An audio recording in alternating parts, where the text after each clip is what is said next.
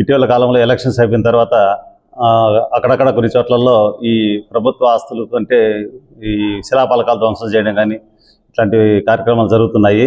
దీన్ని దృష్టిలో పెట్టుకొని ప్రభుత్వం కూడా కఠినంగా వ్యవహరించమని చెప్పిన దాని గురించి ప్రజలకు తెలియజేసేది ఏమంటే, ఇది రాజకీయ కక్షలు కార్పణ్యాలకు చోటు చేసుకునేటట్లుగా ఆలోచించి ఆ శిలాఫలకాలు ప్రభుత్వ ఆస్తిని ధ్వంసం చేయడం జరుగుతుంది. దీనివల్ల ప్రభుత్వ ఆస్తి నష్టం అవుతుంది కానీ వేరే విధంగా ఉండదు. దీని అందరూ దృష్టిలో పెట్టుకోవాలి. ఇలా ఎవరైతే కన్నా ఈ శిలాఫలకాలు ఇవన్నీ ధ్వంసం చేసి ప్రభుత్వ ఆస్తికి నష్టం కలిగిస్తున్నారో వాళ్ళపైన రిలవెంట్ సెక్షన్స్ మేరకు కేసెస్ నమోదు చేయడం రిజిస్టర్ చేయడం జరుగుతుంది.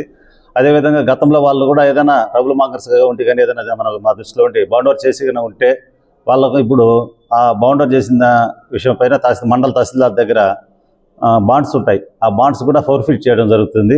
ఆ విధంగా ఇప్పటికి మనం కూడా ఒక 41 మందిని మన తాడిపత్రి ఏసీకి సంబంధించి 41 మందివి గతంలో వాళ్ళు తహసీల్దార్ దగ్గర బౌండర్ అయినారు.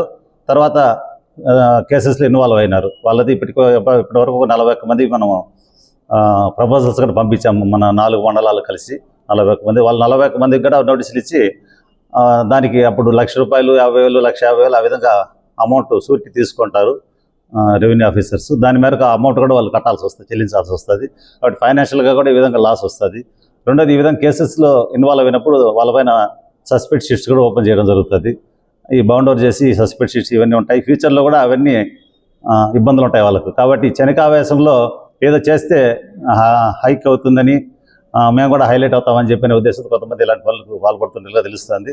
అలాంటివి లేకుండా ప్రభుత్వాన్ని సహకరించి పద్ధతిగా అభివృద్ధికి తోడ్పడాలని ప్రజలకు తెలియజేస్తున్నాం. ఇలాంటి ఆలోచనలు ఉంటే అందరూ విరమించుకొని అభివృద్ధికి సహకరించాలని చెప్పి తెలియజేస్తున్నాం.